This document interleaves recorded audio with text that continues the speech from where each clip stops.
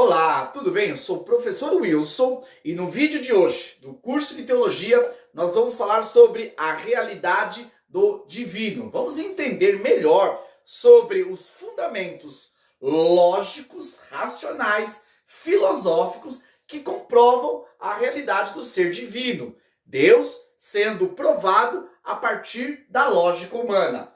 Vem junto comigo nesse conhecimento.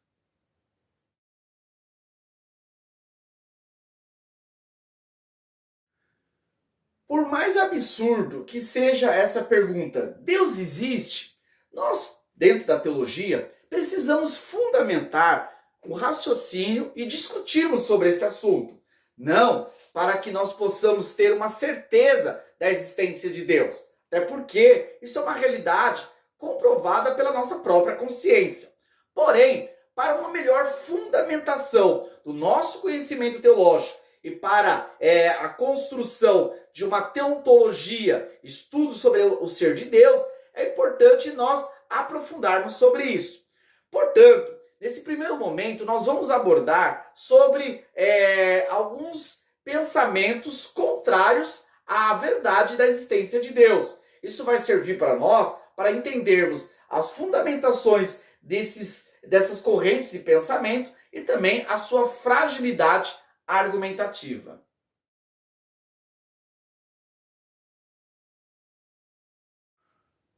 O ateísmo é uma corrente de pensamento que rejeita a realidade de um Deus que criou todas as coisas. Por ateísmo, entendemos a ideia de que não existe um criador, um ser, uma mente, uma inteligência que estabeleceu a realidade de todas as coisas, o propósito para a criação.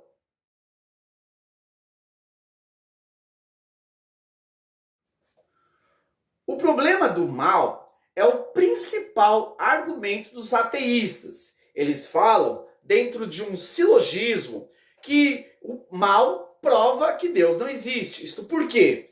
Se Deus é bom e onipotente, ele pode vencer o mal porque ele é bom e poderoso. Entretanto, o mal existe. Portanto, dentro dessa lógica, Deus não existe. Esse argumento, esse ponto de vista, ele é muito frágil. Dizer que a existência do mal prova que Deus não existe está equivocado. Até porque o próprio Agostinho já tratava essa questão no quarto, quinto século, quando ele dizia que o mal não é uma realidade. Pelo contrário, o mal é a ausência de Deus. Deus, ele é real e através do afastamento que os homens tiveram de Deus, eles contraíram para si o mal. O mal é consequência das práticas humanas e não da responsabilidade de Deus. Deus, ele é paciente e tem o tempo certo para ele extinguir o mal da humanidade. Entretanto, Deus, pela sua soberana vontade, ele ainda permite o mal, até porque é uma possibilidade de escolha dos homens. Muitos querem o mal, muitos desejam viver nas práticas ruins. Então Deus, ele permite. E o fato de Deus permitir não mostra a sua incapacidade, mas sim a sua justiça diante da humanidade e as suas escolhas.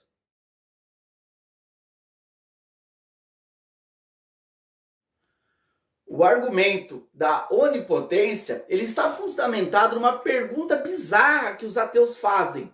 Deus pode criar uma pedra tão grande que nem ele pode mover? É uma questão totalmente sem sentido. Não existe nada maior que Deus. Não existe nada que seja superior à grandeza de Deus. Então, essa pedra... Agora, se Deus quisesse fazer uma pedra maior do que ele, apesar de não existir nada, isso foge da nossa capacidade. Isso tem a ver não com pôr em xeque a realidade de Deus, como se essa pergunta determinasse a existência de Deus, mas sim a vontade de Deus. Deus quer fazer essa pedra? Deus acha necessário? Ou Deus precisa fazer essa pedra para simplesmente responder os ateus que ele realmente existe? Até porque essa pergunta não faz sentido. Se você disser que Deus pode fazer uma pedra maior que nem ele pode mover, então eles vão dizer o seguinte, que Deus não é onipotente, porque existe uma pedra que ele não pode empurrar. E se disser que ele não consegue fazer essa pedra, então eles vão dizer, então ele não é onipotente. Claro que Deus pode fazer tudo daquilo que ele quer fazer e daquilo que faz parte do seu caráter. Deus não vai agir injustamente. Deus não pode mentir. Deus não pode ser injusto, porque isso vai contra o seu querer, o seu caráter, a sua natureza. Isso não demonstra que ele não é onipotente. Pelo contrário, isso demonstra que ele tem um caráter perfeito.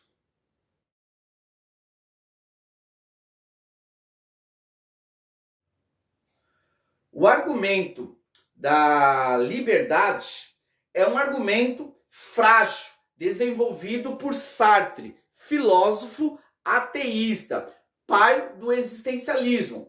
Ele utilizava o seguinte silogismo para tentar dizer que Deus não existe, que não é real. Se Deus existe, tudo é determinado por ele. Porém, o homem é livre. Nesse caso, Deus não existe. Essa ideia de que o homem é livre e ele escolhe de forma incondicional é uma falácia. Não, nós seres humanos somos limitados nas nossas escolhas. Escolhemos porque temos necessidade de escolher e não porque somos livres ao ponto de incondicionalmente fazermos escolhas. Escolhemos comer porque temos fome, escolhemos trabalhar porque precisamos sustentar as nossas economias, fazemos um monte de coisa por necessidade. Nós somos limitados, escolhemos, mas as nossas escolhas estão pautadas em necessidade. O livre-arbítrio, como uma definição filosófica, significa ser a causa da sua própria existência. Nesse caso, só Deus que é a causa da sua própria existência. Deus não foi criado. Ele sempre existiu. Portanto, esse Deus sim é livre. Os seres humanos não. Portanto, essa lógica da liberdade não prova a não existência de Deus. Pelo contrário, Deus sim determinou todas as coisas. E até as nossas escolhas ou as possibilidades de escolhas estão determinadas pelos limites estabelecidos pelo Senhor.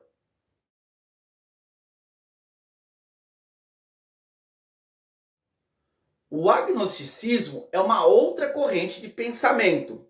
Gnosticismo, gnosis, é uma palavra grega que significa conhecimento. E a seria uma negação, então é não conhecimento.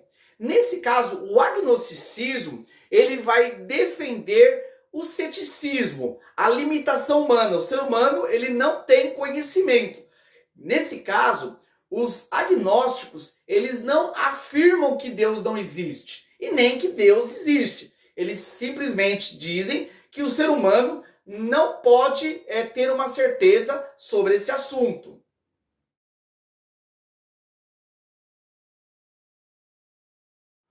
O principal argumento dos agnósticos é a incapacidade humana. O ser humano, ele é incapaz. Deus, se assim existir, é um ser infinito. E o homem é um ser finito. Portanto, o finito não pode compreender o infinito. De certa feita, a gente pode concordar sim com esse posicionamento dos agnósticos.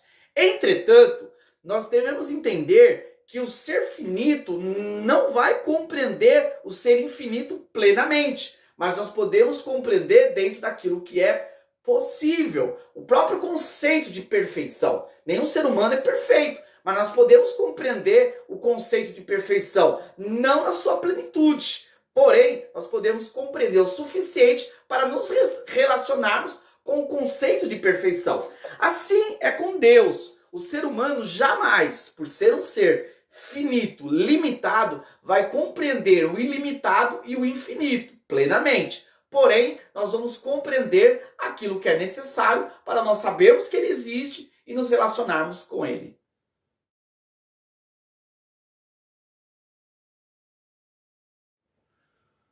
O teísmo é a posição correta, é a posição que defende a realidade de Deus, a sua existência. Deus existe e isso é provado pela fé, pela experiência e a convicção, mas também é comprovado pela lógica, pela razão.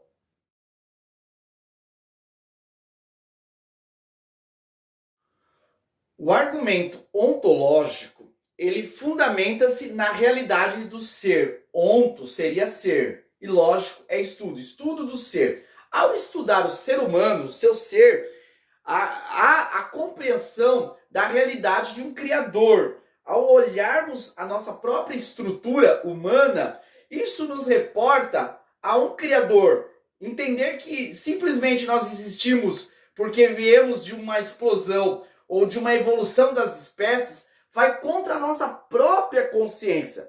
Por mais que uma parte da educação tenta fundamentar essa ideia, essa narrativa, a consciência humana ela aponta para a realidade de um criador no qual a gente precisa se relacionar. O próprio Agostinho ele falava que há um vazio na alma, no íntimo do ser humano, e esse vazio só pode ser preenchido por Deus. Então, na consciência humana, a gente tem a própria compreensão de que é necessário a existência de um Criador.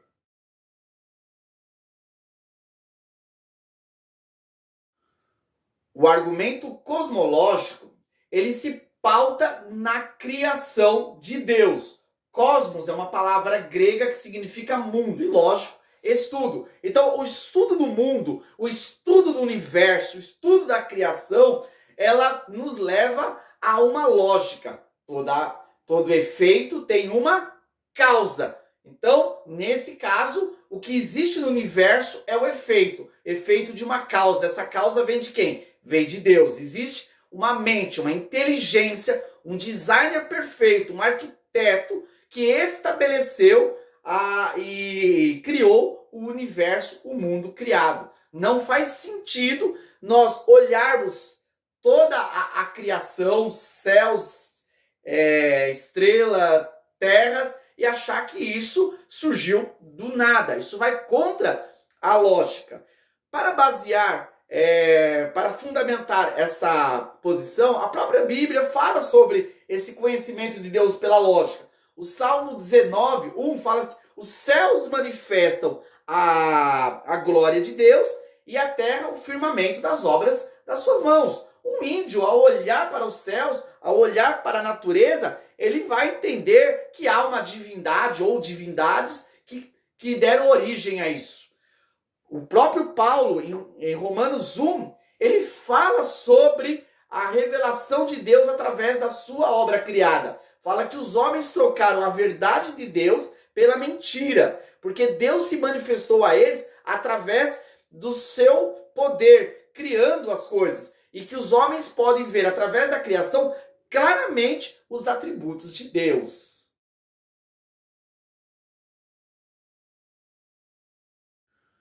O argumento teleológico, ele parte para a questão que o próprio Aristóteles defendia, o teleológico, que há um propósito para tudo, há uma finalidade. Quando nós olhamos os objetos do nosso cotidiano, a gente logo percebe que cada objeto tem uma finalidade, tem um propósito. Bom, quando esse objeto, um objeto simples, nosso cotidiano, foi criado, houve uma mente que projetou, seja lá um arquiteto, um cientista ou um engenheiro que pensou em criar aquele objeto. Bom, nesse caso, ao observar a criação humana, ver os animais, a vegetação, o próprio estudo do corpo humano, a gente vai entender que cada parte que existe para um propósito.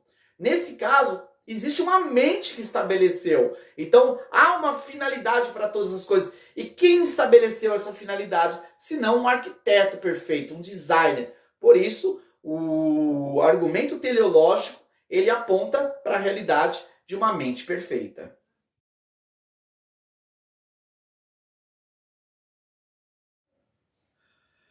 Ao estudar a história desde lá dos primórdios, os primeiros povos, assim como o estudo das culturas, nós vamos perceber que todas elas tiveram e têm uma relação com o divino.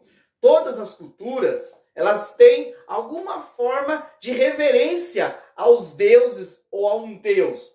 Por isso, nós temos a realidade de Deus presente desde o início até os dias de hoje em toda a humanidade. Por isso que nós podemos chamar de fenômeno religioso. A realidade de Deus está presente em todas as culturas.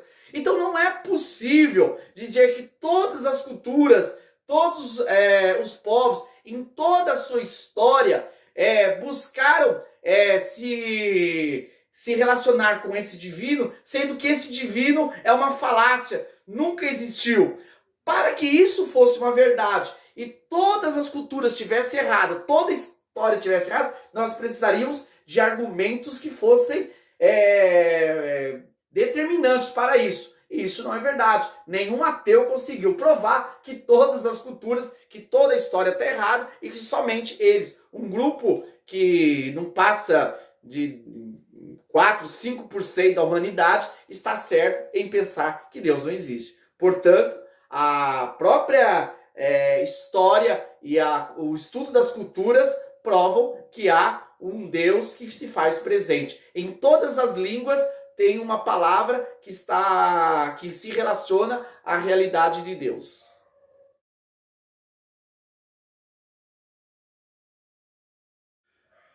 Teologia é o estudo sobre Deus. A teologia, ela pode ser a teologia racional, que ela parte simplesmente do uso da razão, na reflexão das coisas do cotidiano, assim como também pode ser uma teologia bíblica, estudada dentro dos conhecimentos bíblicos, ou também uma teologia de uma religião, de uma vertente de pensamento religioso.